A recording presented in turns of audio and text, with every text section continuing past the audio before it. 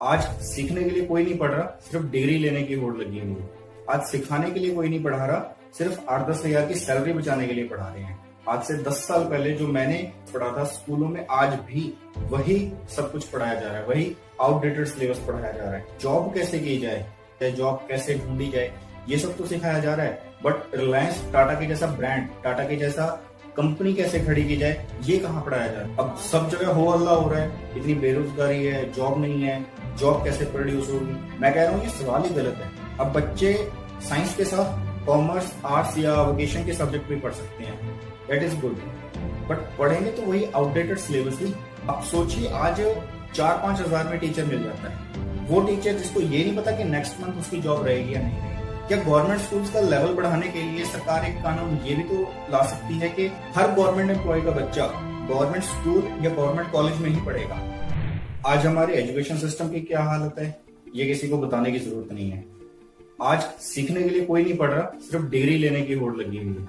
आज सिखाने के लिए कोई नहीं पढ़ा रहा, सिर्फ 8-10 हजार की सैलरी बचाने के लिए पढ़ा रहे हैं। आज एक वेल एजुकेटेड डिग्री होल्डर के पास इंफॉर्मेशन तो बहुत है, बट स्किल नाम की कोई चीज नहीं है। इंफॉर्मेशन का क्या है, जिस हिसाब से दुनिया बदल रही है, जिस हिसाब से दुनिया चेंज हो रही है, सुबह की इंफॉर्मेशन शाम तक पुरानी हो जाती है। जिस हिसाब से दुनिया बदल रही है, क्या हमारा एजुकेशन सिस्टम उस हिसाब से बदल रहा है। आज से 10 साल पहले जो मैंने पढ़ा था स्कूलों में, आज भी वही सब कुछ पढ़ाया जा रहा है, वही आउटडेटेड सिलेबस पढ़ाया जा रहा है। रिलायंस, टाटा, वेदांता, इनमें जॉब कैसे की जाए, काम कैसे किया जाए, जॉब कैसे ढूंढी जाए, ये सब तो सिखाया जा रहा है। बट रिलायंस टाटा के जैसा ब्रांड, टाटा के जैसा कंपनी कैसे खड़ी की जाए, ये कहाँ पढ़ाया जा रहा है, ये किस कॉलेज स्कूल में पढ़ाया जा रहा है? कहीं नहीं। एक टाइम था जब भारत सबसे बड़ा एक्सपोर्टर था, हर चीज का सबसे बड़ा, सबसे ज्यादा एक्सपोर्ट इंडिया से होता था, हमारे भारत से होता था। उस टाइम जब भारत को विश्व गुरु माना जाता था, उस टाइम में और आज के टाइम में ऐसा क्या फर्क आ गया, ऐसा क्या हुआ जो हम टॉप से एकदम बॉटम पे आ गए? इस बारे में हमें विचार करना चाहिए। सबसे पहली बात तो ये है कि उस टाइम पर लोगों की जो सोच थी, जो लोगों का व्यक्तित्व था, वो मालिकों वाला था, ना कि नौकरों वाला।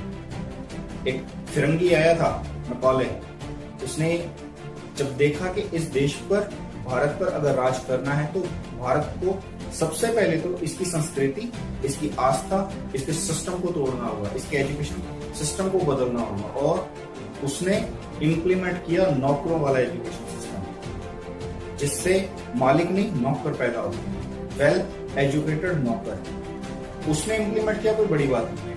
बट अफसोस की बात यह है कि आज आजादी के 70 साल बाद भी हम उसी घिसे पिटे एजुकेशन सिस्टम को चला रहे हैं। हमारी आज की जनरेशन बिजनेस के बारे में सोच ही नहीं रही है। इसके सिर पर सिर्फ एक जॉब का भूत सवार हुआ पड़ा है, जॉब जॉब जॉब। अब सब जगह हो हल्ला हो रहा है, इतनी बेरोजगारी है, जॉब नहीं है, जॉब कैसे प्रोड्यूस होगी। मैं कह रहा हूँ ये सवाल ही गलत है। असल में हमें सवाल पहले सही करना चाहिए। जॉब तो प्रोड्यूस अपने आप हो जाएंगी, सवाल होना चाहिए कि बिजनेस कम क्यों है, ना कि जॉब्स। क्योंकि सीधी सी बात है, जब बिजनेस ज्यादा होंगे तो जॉब ऑटोमेटिकली बढ़ेगी। तो हमें पहले सवाल सही करना है कि इतने बिजनेस कम क्यों है। आज हमारा पढ़ा लिखा, वेल एजुकेटेड, एक डिग्री होल्डर जो हमारा यूथ है, वो मतलब 1-2 लाख रुपए कहीं इन्वेस्ट करने टाइम से वो पूरा घबरा जाता है, उसकी हिम्मत नहीं होती है। अब ये तो सिंपल सी समझने वाली बात है ना कि सरकार हर एक को तो जॉब प्रोवाइड करवा नहीं सकती, हर एक के लिए तो जॉब यहाँ पर है नहीं है। और इतनी, क्योंकि हमारा एक तो देश इतनी ज्यादा आबादी है, तो ये तो एक सिंपल सी बात है। तो हमें सोचना चाहिए बिजनेस के बारे में, बजाय कोसने के हमें चर्चा करनी चाहिए हमारी जो इतनी बड़ी ये प्रॉब्लम है, इसके रूट कॉज पे, जो है हमारा एजुकेशन सिस्टम। हमारा एजुकेशन सिस्टम जिसको सुधारने की सबसे ज्यादा जरूरत है, जो कि इस प्रॉब्लम का मेन रूट कॉज है, उसके बारे में हमें विचार करना चाहिए। आज कॉलेज कैंपस और कॉर्पोरेट कैंपस दोनों में बहुत ज्यादा गैप है। कॉलेज कैंपस सिखा रहा है कि एक काम को 5 लोग कैसे करेंगे, और कॉर्पोरेट कैंपस चाहता है कि एक ही आदमी 5 लोगों का काम करे। कैसे बैलेंस होगा, आप खुद सोचिए इस बारे में। आप सोचिए कि ऐसे कॉलेज में, ऐसी एजुकेशन सिस्टम से, ऐसी शिक्षा प्रणाली से जब कोई बच्चा निकलता है, तो पहली बात तो है उसे कोई कॉर्पोरेट में जल्दी से जॉब नहीं मिलती। इन केस जब उसे कॉर्पोरेट में जॉब मिलती है तो ऐसे सिस्टम के अंदर, ऐसे इन्वायरमेंट के अंदर उसको एडजस्ट करना कितना प्रेशर होगा उसके दिमाग पर, आप इस पर विचार करके देखिए। अभी रिसेंटली हमारी भारत सरकार ने एक न्यू एजुकेशन पॉलिसी लॉन्च की है। एजुकेशन के सिस्टम के अंदर कुछ बदलाव किए हैं, दोज आर एप्रिशिएटेबल, बट इसके पीछे की सच्चाई हमें पता होनी चाहिए। अभी मैं यहाँ पर आपको न्यू एजुकेशन पॉलिसी के बारे में नहीं बताऊंगा, उसके बारे में नहीं समझाऊंगा, वो ऑलरेडी आपको पता लग चुकी होगी। लेकिन आज हम यहाँ पर उसके कुछ एक्सपेक्ट्स के बारे में बात करने वाले हैं। पहली बात, अब बच्चे साइंस के साथ कॉमर्स, आर्ट्स या वोकेशन के सब्जेक्ट भी पढ़ सकते हैं, दैट इज गुड, बट पढ़ेंगे तो वही आउटडेटेड सिलेबस ही। अच्छा रहता कि अगर स्ट्रक्चर के साथ सिलेबस भी चेंज होता। दूसरी बात, अब बच्चों को स्कूल के अंदर मिड डे मील के साथ ब्रेकफास्ट भी मिलेगा, that is another good thing.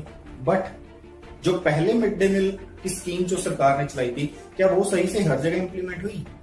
आप गूगल पर जाकर सर्च कीजिए मिड डे मील स्कैम, आपको सच्चाई पता चलेगी। तीसरी बात, अब कॉलेज में या यूनिवर्सिटी में एडमिशन के लिए अलग अलग टेस्ट नहीं देने पड़ेंगे, सिर्फ एक ही एंट्रेंस एग्जाम देना पड़ेगा, दैट इज गुड। बट जो बड़ी बड़ी यूनिवर्सिटी हैं, जो डोनेशन लेके एडमिशन देती हैं, जो अपने पर्सनल टेस्टेस लेती हैं, क्या वो इन बातों को मानेंगी?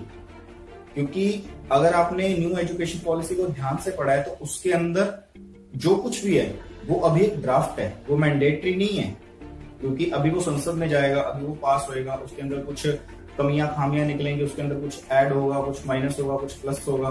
कहने का मतलब है कि नेता वही चीज पे इसके अंदर ऐड करेंगे ना जिसमें उनका फायदा है। और रही बात इंप्लीमेंटेशन की, न्यू एजुकेशन पॉलिसी को इंप्लीमेंट कौन करेगा? आप सोचिए, आज 4-5 हजार में टीचर मिल जाता है, वो टीचर जिसको ये नहीं पता कि नेक्स्ट मंथ उसकी जॉब रहेगी या नहीं रहेगी। आप उस टीचर से एक्सपेक्ट कर रहे हो, उम्मीद कर रहे हो कि ऐसी क्रिटिकल थिंग्स वो बच्चों को सिखाएगा, न्यू पॉलिसी वो इंप्लीमेंट करेगा। और government teacher family planning campaign, election duties, polio campaign, कहने का मतलब एजुकेशन छोड़ के उनसे हर तरह का काम दिया जाता है। अब कहने का मतलब है सारी बात घूम फिर कर वहीं आ गई कि गवर्नमेंट स्कूल और प्राइवेट कॉन्वेंट स्कूल, क्लास का तो फर्क वहीं रह गया ना। इन दोनों में जो सबसे बड़ा जो गैप है, जो हमें खत्म करना चाहिए था, जो इस एजुकेशन में सबसे जरूरी है, उस गैप को खत्म करना, वो है क्लास। वो तो ऐसे ही रह गया। आज भी जो माँ बाप हैं अपने बच्चों को प्राइवेट में ही डालेंगे, प्राइवेट में ही पढ़ाएंगे, क्योंकि एजुकेशन पॉलिसी में जो भी बातें हैं वो मैंडेटरी तो है नहीं। न्यू पॉलिसी अच्छी है, बहुत अच्छी है, मगर यही सोच के बैठ जाना कि न्यू पॉलिसी आने से सब प्रॉब्लम्स खत्म हो जाएंगी, तो ये गलतफहमी है। अभी ये जस्ट एक छोटा सा स्टेप है। अभी न्यू एजुकेशन पॉलिसी के अंदर बहुत कुछ अभी इम्प्लीमेंटेशन करना बाकी है, एजुकेशन सिस्टम के अंदर अभी बहुत सारे चेंजेस लाने बाकी है। तो उम्मीद करते हैं कि आने वाले टाइम में वो सब कुछ देखने को मिलेगा। इसी के साथ ही कुछ बातें हैं जिस पर आपको, हमें या एजुकेशन सिस्टम के अंदर जो भी हमारे लीडर्स या मंत्री, जो भी लोग बैठे हैं जिनकी ड्यूटी है, मैं चाहता हूं कि उनको इन बातों पर जरूर विचार करना चाहिए। जो सबसे पहली बात, क्या ऐसा नहीं हो सकता कि कॉलेज कैंपस और कॉर्पोरेट कैंपस को कंबाइन कर दिया जाए? क्या ऐसा नहीं हो सकता कि स्कूल थ्योरी के बजाय प्रैक्टिकल मॉड्यूल्स पर ज्यादा काम करें? क्या ऐसा नहीं हो सकता कि गवर्नमेंट स्कूल्स के अंदर न्यू इन्वेंशन मॉड्यूल पर काम किया जाए? क्या गवर्नमेंट स्कूल्स का लेवल बढ़ाने के लिए सरकार एक कानून ये भी तो ला सकती है कि हर गवर्नमेंट एम्प्लॉय, चाहे वो टीचर है या किसी भी सर्विस में है, हर गवर्नमेंट एम्प्लॉय का बच्चा गवर्नमेंट स्कूल या गवर्नमेंट कॉलेज में ही पढ़ेगा? क्या ऐसा नहीं हो सकता कि स्कूल्स के अंदर या एजुकेशन के अंदर जाति की बजाय टैलेंट को स्कॉलरशिप दी जाए? अगर हमें वाकई में अपने देश को आगे बढ़ाना है, हमने एजुकेशन सिस्टम को सुधारना है, तो हमें इन बातों पर जरूर विचार करना चाहिए। और मैं आपसे इस वीडियो के थ्रू आपसे कह रहा हूं कि आप इन बातों पर एक बार जरूर विचार कीजिएगा। अगर आपको लगता है कि आज की वीडियो में जितनी भी बातें हमने करी हैं वो सारी सही हैं या फिर वो होनी चाहिए, तो वीडियो को लाइक करके अपने इंस्टा, अपने व्हाट्सएप, अपने फेसबुक, हर जगह इसे शेयर कीजिए। जहां पर आपकी रीच है वहां पर इसे शेयर कीजिए। अगर आप चैनल पर नए हैं तो सब्सक्राइब करके बेल आइकन दबाना ना भूलिएगा, और अगर पुराने हैं तो शेयर करना मत भूलिएगा। मैं आपसे इजाजत चाहूंगा, मिलते हैं नई वीडियो में नए टॉपिक के साथ। तब तक सीखते रहिए, सिखाते रहिए। जय हिंद।